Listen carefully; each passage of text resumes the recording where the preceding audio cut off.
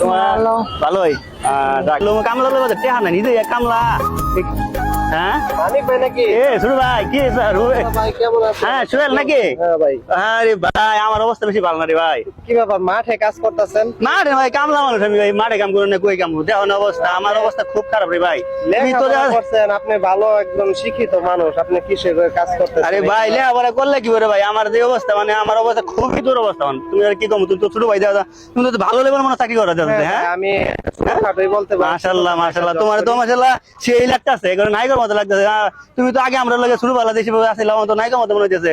আমি তো রে ভাই, আমি তো যেই কামলা এই আরো বেশি কামলা হয়ে গেছি। এখন দেশের যে অবস্থা, এখন যে ধান চাল মানে যে অবস্থা দাম, মনে করলাম আমার তো মনে করেন 3-4টা ফুলা হানলে আমি চলা পাইতেছি না। কারণ আমার একটা কি করা যায় কষ্ট, আমি তো কাম করে মানে কাম করে আমাদের বলা শরীরের মাঝে কয়টা ঘুরে গেছে কাম করতে করতে গাড়ির মাঝে গজ মাঝে গাড়ির মাঝে গজ উঠতে করছে বুঝা পাইতে পাইছে বেড়া। আচ্ছা ঠিক আছে ভাই, এখন আমি যেটা বলতেছি, আপনার তো লেখাপড়া আছে, আপনি যেন কোন পর্যন্ত পড়ালেখা করছিলেন? ওই যে বেশি না, মেট্রিক পাস করছিলাম আর কি। মেট্রিক পাস করছেন? আচ্ছা, আমি যদি আপনাকে আমার স্যারের সাথে আলাপ করে আপনাকে একটা জব দেই, তাহলে করবেন? আরে ভাই কি করে ভাই, আরে ভাই কি কও, আমি একটা চাকরি লেগে ভাই আমি মানে জান প্রাণ দিতেছি, তুমি আমার একটা চাকরি দিবে, এটা তো তুমি শুরু ভাই হিসেবে আমার মানে মানে গুরুজনের কাজ করতেছো, মানে তুমি শুরু ভাই আমার যে উপকারের কথা কইলে আর কি, তুমি দিতে পারো আর না দিতে পারো, অন্তত কইছো যায় এটা দিতে আমি মনটা ভরে গেছে ভাই। যদি একটা চাকরি দিতে পারো তাহলে ভাই আমি তোমার কত মন থেকে দোয়া করবো, আমার বলা তোমার কত দোয়া করবো, এটা আল্লাহ জানে আর আমি জানি, বুঝছো ভাই? আসলে ভাই কি বলবো, আপনি হচ্ছেন আমার বড় ভাই মানুষ, তাছাড়া আমরা একই গ্রামের। আর যেহেতু আপনার চাকরি বাকরি নাই,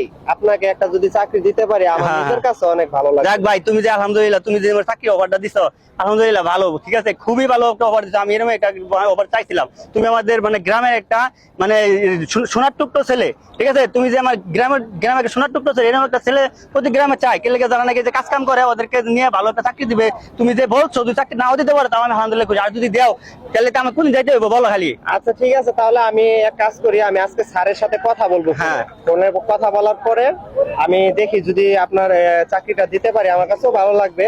তো আমি আপনাকে ফোন করবো, আপনার ফোন নাম্বারটা তো আমার কাছে আছে মোবাইলে। হ্যাঁ ওই যে দিছিলাম না একদিন, দেওয়া হয়েছিল, ফোন নাম্বার আছে আমার কাছে, আমি স্যারের সাথে কথা বলে আমি আপনাকে জানাই দিব। আচ্ছা ঠিক আছে ভাই, তুমি যদি আমার চাকরিটা দাও তাহলে আমার খুবই উপকার হবে, আমার পোলা আমার খুব উপকার হবে, ঠিক আছে?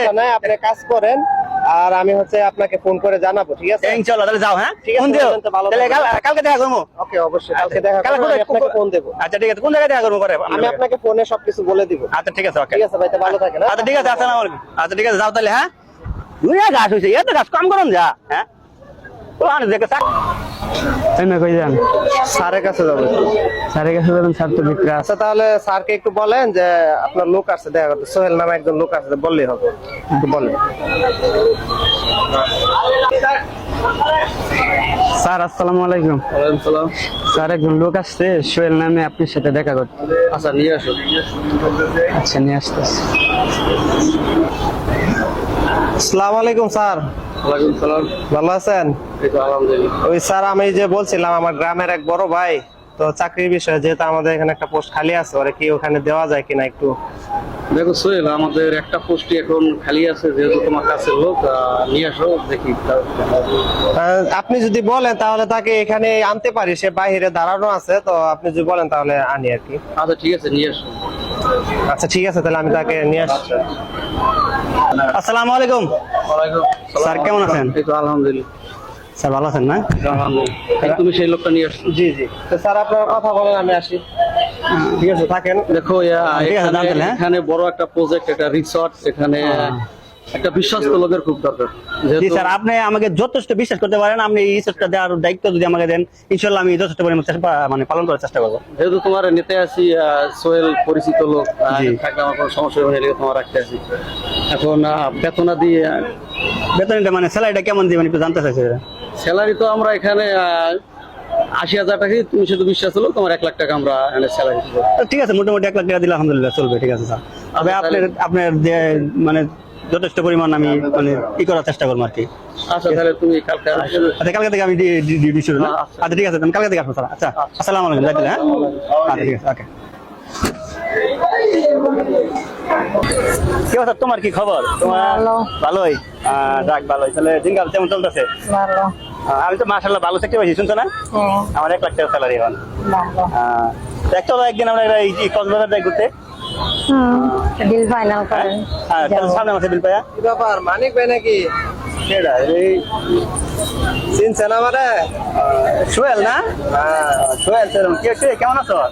আলহামদুলিল্লাহ ভালো আছে। আপনি কি অবস্থা, কেমন আছেন? এই তো আলহামদুলিল্লাহ অনেক ভালো। চাকরি বাকরি কেমন চলতেছে? ভালো তো নাকি? হ্যাঁ ভালো মানে 1 লাখ টাকা স্যালারি ভাই। এই তোর বাবির লেগে ঘুরতে ও, এটা ভাবি? হ্যাঁ হ্যাঁ হ্যাঁ। আসসালামু আলাইকুম ভাই, ভালো আছেন? হ্যাঁ। জি ভালো ভালো আছে। কই গেছিলি কি সমস্যা?